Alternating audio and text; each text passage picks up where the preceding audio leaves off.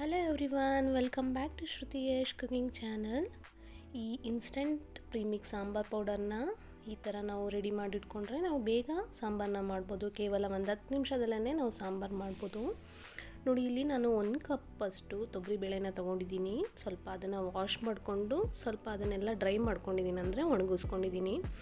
ನಿಮಗೆ ಅದು ಕಷ್ಟ ಆಗುತ್ತೆ, ಆ ಥರ ಮಾಡೋಕ್ಕಾಗಲ್ಲ, ಸ್ವಲ್ಪ ಕಷ್ಟ ಆಗುತ್ತೆ ಅನ್ನೋದಾದರೆ ಒಂದು ಒಣ ಬಟ್ಟೆ ತೊಗೊಂಡು ಅದರಲ್ಲಿ ತೊಗರಿಬೇಳೆನ ಸ್ವಲ್ಪ ಚೆನ್ನಾಗಿ ಒರೆಸ್ಕೋಬೇಕಾಗತ್ತೆ. ನೋಡಿ, ಇದು ಒಂದು ಸ್ವಲ್ಪ ಲೋ ಫ್ಲೇಮಲ್ಲೇ ಚೆನ್ನಾಗಿ ಹುರ್ಕೋಬೇಕು. ಕಲರ್ ಕೂಡ ಚೇಂಜ್ ಆಗಬಾರ್ದು. ಕಮ್ಮಿ ಉರಿಯಲ್ಲೇ ಒಂದು 5ರಿಂದ 6 ನಿಮಿಷ ಆದರೂ ನಾವು ಸಣ್ಣ ಉರಿಯಲ್ಲೇ ಹುರ್ಕೋಬೇಕಾಗತ್ತೆ. ಕಲರ್ ಚೇಂಜ್ ಆಗಬಾರ್ದು, ನಮಗೆ ಘಮ ಬರುತ್ತೆ, ಆರೋಮ ಬರುತ್ತೆ, ಅದು ಆವಾಗ ಆಗಿದೆ ಅಂತ. ನೋಡಿ, ಈಗ ಆಗಿದೆ. ಇದನ್ನು ಒಂದು ಪ್ಲೇಟಲ್ಲಿ ಟ್ರಾನ್ಸ್ಫರ್ ಮಾಡ್ಕೊಳ್ಳೋಣ. ಈಗ ಅದೇ ಕಡಾಯಿಗೆ ನಾವು 1 ಸ್ಪೂನಷ್ಟು ಕಡಲೆಬೇಳೆನ ತೊಗೊಂಡಿದ್ದೀನಿ. 1.5 ಸ್ಪೂನಷ್ಟು ಕಡಲೆಬೇಳೆ ಹಾಗೂ 1 ಸ್ಪೂನಷ್ಟು ಉದ್ದಿನಬೇಳೆ, 4ರಿಂದ 5 ಸ್ಪೂನಷ್ಟು ಧನಿಯಾ, 1 ಸ್ಪೂನಷ್ಟು ಜೀರಿಗೆನ ಹಾಕ್ಕೊಂಡಿದ್ದೀನಿ. ಇದನ್ನು ಸಹ ನಾವು ಹುರ್ಕೊಳ್ಬೇಕಾಗತ್ತೆ, ಲೋ ಫ್ಲೇಮಲ್ಲೇ ಹುರ್ಕೊಳ್ಬೇಕಾಗತ್ತೆ.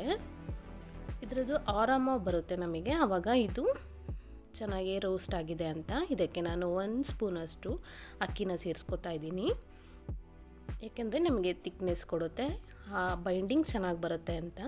ಇದಕ್ಕೆ ಒಂದು ಅರ್ಧ ಸ್ಪೂನಷ್ಟು ಮೆಂತ್ಯನ ಹಾಗೂ ಒಂದು ಅರ್ಧ ಸ್ಪೂನಷ್ಟು ಕರಿಮೆಣಸನ್ನ ಹಾಕ್ಕೊತಾ ಇದ್ದೀನಿ. ಇದನ್ನು ಹಾಕ್ಕೊಂಡ್ರೆ ನಮಗೆ ಫ್ಲೇವರ್ ಕೂಡ ಚೆನ್ನಾಗಿ ಬರುತ್ತೆ ಮತ್ತು ಟೇಸ್ಟ್ ಕೂಡ ತುಂಬ ಚೆನ್ನಾಗಿರುತ್ತೆ. ಇದು ನಮಗೆ ರೋಸ್ಟ್ ಆಗ್ತಾ ಇದ್ದಂಗೆ ನಮಗೆ ಸ್ವಲ್ಪ ಘಮ ಬರ್ತಾ ಇರುತ್ತೆ. ನೋಡಿ, ಈ ಟೈಮಲ್ಲಿ ನಾವೀಗ 2ರಿಂದ 3 ನಿಮಿಷ ಹುರ್ಕೊಂಡಾದಮೇಲೆ ನಾವೀಗ 1-2 ಬ್ಯಾಡಗೆ ಮೆಣಸಿನ್ಕಾಯಿ ಮತ್ತು ಒಂದು 5ರಿಂದ 6 ಗುಂಟೂರು ಮೆಣಸಿನ್ಕಾಯಿನ ಸೇರಿಸ್ಕೊತಾ ಇದ್ದೀನಿ. 9ರಿಂದ 10 ಕರಿಬೇವಿನ ಎಲೆನ ಸೇರಿಸ್ಕೊತಾ ಇದ್ದೀನಿ. ಈ ಒಣ ಮೆಣಸಿನ್ಕಾಯಿ ಮತ್ತು ಕರಿಬೇವು ಫುಲ್ ಡ್ರೈ ರೋಸ್ಟ್ ಆಗಬೇಕು. ಈಗ ನಾನು ಸ್ವಲ್ಪ ನಿಂಬೆಹಣ್ಣಿನ ಗಾತ್ರದಷ್ಟು ಹುಣಸೆಹಣ್ಣ ಸೇರಿಸ್ಕೊತಾ ಇದ್ದೀನಿ. ನೋಡಿ, ಕರಿಬೇವೆಲ್ಲ ಫುಲ್ ರೋಸ್ಟ್ ಆಗಿದೆ ಹಾಗೂ ಒಣ ಮೆಣಸಿನ್ಕಾಯಿನೂ ಫುಲ್ ಗರಿಯಾಗಿ ರೋಸ್ಟ್ ಆಗಿರುತ್ತೆ.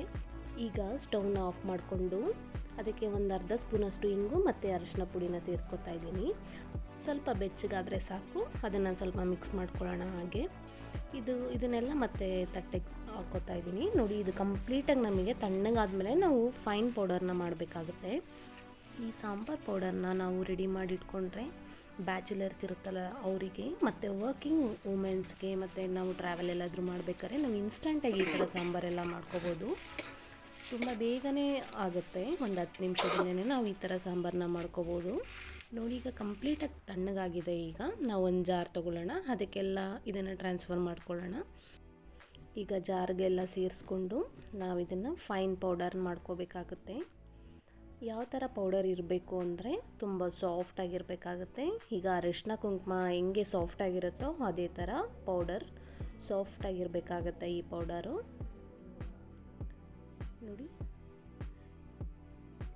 ನೋಡಿ ಎಷ್ಟು ಸಾಫ್ಟಾಗಿದೆ.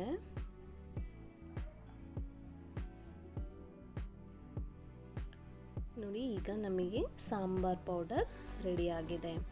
ನಾನು ನಾನು ಉಪ್ಪನ್ನ ಸೇರಿಸ್ಕೋಬೋದಾಗಿತ್ತು, ನಾನು ಮರ್ತ್ಬಿಟ್ಟಿದ್ದೀನಿ. ಸೊ ಅದಕ್ಕೆ ಈಗ ನಾವು ಉಪ್ಪನ್ನ ಸೇರಿಸ್ಕೊಂಡು ಈಗ ಮಿಕ್ಸ್ ಮಾಡ್ಕೋತಾ ಇದ್ದೀನಿ.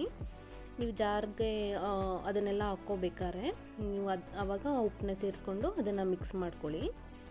ಈಗ ನಾವು ತರಕಾರಿ ಸಾಂಬಾರು ಮಾಡೋಕ್ಕೆ ನಾವೀಗ 1 ನುಗ್ಗೆಕಾಯಿ ತೊಗೊಂಡಿದ್ದೀನಿ, ಒಂದು ಅರ್ಧ ಆಲೂಗೆಡ್ಡೆ, ಈರುಳ್ಳಿ ಮತ್ತು ಟೊಮೊಟೊ ಮತ್ತು ಸೀಮೆ ಬದನೆಕಾಯಿ, ಬೀನ್ಸು ಎಲ್ಲ ತೊಗೊಂಡಿದ್ದೀನಿ. ನಿಮಗೆ ಯಾವ ತರಕಾರಿ ಇಷ್ಟ ಆಗುತ್ತೋ ಅದನ್ನೆಲ್ಲ ತೊಗೋಬೋದು. ಈಗ ನಾನು ಸ್ಟವ್ನ ಆನ್ ಮಾಡಿಕೊಂಡು ನಾನು ಕುಕ್ಕರಲ್ಲಿ ಮಾಡ್ಕೊತಾ ಇದ್ದೀನಿ. ಈ ಸಾಂಬಾರನ್ನ ಬೇಗ ಆಗುತ್ತೆ ಅಂತ ನೀವು ಡೈರೆಕ್ಟಾಗಿ ಆದರೂ ಮಾಡ್ಕೋಬೋದು. ನಾನು ಇದರಲ್ಲಿ 1-2 ಸ್ಪೂನಷ್ಟು ಎಣ್ಣೆ ಸೇರಿಸ್ಕೊತಾ ಇದ್ದೀನಿ. ಅದಕ್ಕೆ 1 ಸ್ಪೂನಷ್ಟು ಸಾಸಿವೆನ ಸೇರಿಸ್ಕೊಂಡು 1 ಸ್ಪೂನಷ್ಟು ಜೀರಿಗೆನ ಸೇರಿಸ್ಕೊತಾ ಇದ್ದೀನಿ. ಇದಕ್ಕೆ ಸ್ವಲ್ಪ ಕರಿಬೇವನ್ನ ಸೇರಿಸ್ಕೊತಾ ಇದ್ದೀನಿ. ಕರಿಬೇವು ಸಿಡಿತಾ ಇದೆ. 1 ಒಣ ಮೆಣಸಿನ್ಕಾಯಿನ ಮುರಿದು ಹಾಕ್ಕೊತಾ ಇದ್ದೀನಿ. ಇದು 1-2 ಸೆಕೆಂಡ್ ಈ ಥರ ಫ್ರೈ ಆದಮೇಲೆ ನಾನು ಹಚ್ಚಿಟ್ಕೊಂಡಿರೋದು ವೆಜಿಟೇಬಲ್ಸ್ನೆಲ್ಲ ಹಾಕ್ಕೊಳ್ತಾ ಇದ್ದೀನಿ.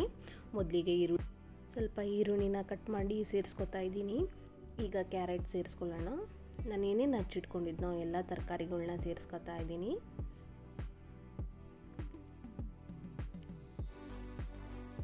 ಟೇಸ್ಟ್ ಮಾತ್ರ ತುಂಬ ಚೆನ್ನಾಗಿರುತ್ತೆ. ಒಂದು ಸಲ ಟ್ರೈ ಮಾಡಿ ನನಗೆ ಕಮೆಂಟ್ ಮಾಡಿ ಹೇಗೆ ಬಂದಿತ್ತು ಅಂತ.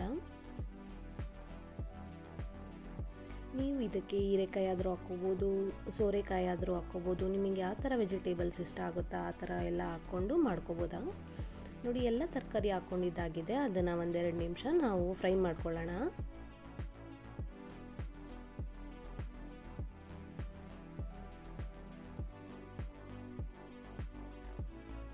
ಒಂದೆರಡು ನಿಮಿಷ ಎಣ್ಣೆಯಲ್ಲೇ ನಾವು ಫ್ರೈ ಮಾಡ್ಕೋಬೇಕಾಗತ್ತೆ. ಲಾಸ್ಟಲ್ಲಿ ನಾವು ಟೊಮೊಟೊನ ಸೇರಿಸ್ಕೊತಾ ಇದ್ದೀನಿ. ಟೊಮೊಟೊನು ಸೇರಿಸ್ಕೊಂಡು ಒಂದು 3 ಸೆಕೆಂಡು ಫ್ರೈ ಮಾಡ್ಕೊಳ್ಳೋಣ.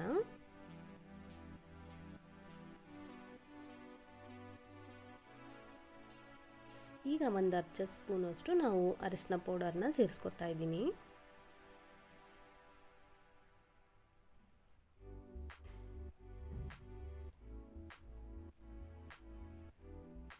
ಈಗ ನಾವು ಮಾಡಿಟ್ಕೊಂಡಿದ್ವಲ್ಲ ಸಾಂಬಾರು ಪೌಡರ್ನ, ಅದನ್ನು ನಾನು ಇಲ್ಲಿ 3 ಸ್ಪೂನಷ್ಟು ಸಾಂಬಾರು ಪೌಡರ್ನ ಸೇರಿಸ್ಕೊತಾ ಇದ್ದೀನಿ. ಈ ಸಾಂಬಾರು ನಾವು ಒಂದು 4ರಿಂದ 5 ಜನ ಊಟ ಮಾಡ್ಕೋಬೋದು.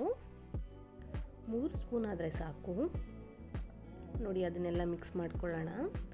ನಾವು ನೀರು ಹಾಕಿದ ಮೇಲೆ ಈ ಸಾಂಬಾರು ಪುಡಿನ ಹಾಕಿದರೆ ಸ್ವಲ್ಪ ಗಂಟು ರೀತಿಯಲ್ಲಿ ಬರುತ್ತೆ ಅಂತ ನಾನು ಈಗಲೇ ಸಾಂಬಾರು ಪೌಡರ್ ಹಾಕ್ಕೊತಾ ಇದ್ದೀನಿ.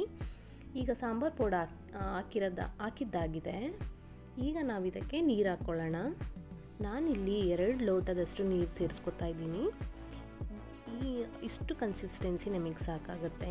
ನಿಮಗೇನಾದರೂ ಸ್ವಲ್ಪ ತಿಕ್ಕಾಗಬೇಕು ಅಂದರೆ ನೀರನ್ನ ಸ್ವಲ್ಪ ಕಮ್ಮಿ ಸೇರಿಸ್ಕೊಳ್ಳಿ. ನಿಮಗೆ ಸ್ವಲ್ಪ ಸಾಂಬಾರು ತೆಳ್ಳಗೆ ಬೇಕು ಅಂದರೆ ನೀರನ್ನ 2 ಲೋಟದಷ್ಟು ಸೇರಿಸ್ಕೊಳ್ಳಿ. ನಾನು ಮೊದಲೇ ಉಪ್ಪು ಹಾಕಿದ್ದೆ ಇದಕ್ಕೆ. ಸ್ವಲ್ಪ ಇದನ್ನು ಈ ನೀರನ್ನು ಸ್ವಲ್ಪ ಟೇಸ್ಟ್ ಮಾಡಿದರೆ ನಮಗೆ ಗೊತ್ತಾಗುತ್ತೆ ಉಪ್ಪೆಲ್ಲ ಸರಿ ಇದೆಯಾ ಇಲ್ಲ ಅಂತ. ನನಗೆ ಇನ್ನೊಂದು ಸ್ವಲ್ಪ ಉಪ್ಪು ಬೇಕು ಅನ್ನಿಸ್ತು, ಸ್ವಲ್ಪ ಆ್ಯಡ್ ಮಾಡ್ತಾಯಿದ್ದೀನಿ. ಇದಕ್ಕೆ ನಾನು ಸ್ವಲ್ಪ ಬೆಲ್ಲನ ಸೇರಿಸ್ಕೊತಾ ಇದ್ದೀನಿ. ಯಾಕಂದರೆ ಇದು ಉಪ್ಪು ಮತ್ತು ಖಾರ ಎಲ್ಲ ಬ್ಯಾಲೆನ್ಸ್ ಆಗಲಿ ಅಂತ ಸ್ವಲ್ಪ ಬೆಲ್ಲನ ಸೇರಿಸ್ಕೊಂಡಿದ್ದೀನಿ. ಇದು ಕುದೀತಾ ಬರ್ತಿದ್ದಂಗೆ ನಾವು ಇದನ್ನು ಕುಕ್ಕರ್ನ ಲಿಡ್ನ ಕ್ಲೋಸ್ ಮಾಡಿ ಇದನ್ನು 1 ವಿಷಲ್ ಕೂಗಿಸ್ಕೊಂಡ್ರೆ ಸಾಕು. ಜಾಸ್ತಿ ಕೂಗಿಸ್ಕೊಂಡ್ರೆ ನಮಗೆ ತರಕಾರಿ ಎಲ್ಲ ತುಂಬ ಬೇದಂಗೆ ಆಗಿಬಿಡುತ್ತೆ. 1 ವಿಷಲು ಪರ್ಫೆಕ್ಟಾಗಿರುತ್ತೆ. ತರಕಾರಿ ಎಲ್ಲ ಚೆನ್ನಾಗಿ ಬೆಂದಿರುತ್ತೆ, ಏನೂ ಆಗಿರಲ್ಲ, ಚೆನ್ನಾಗಿರುತ್ತೆ.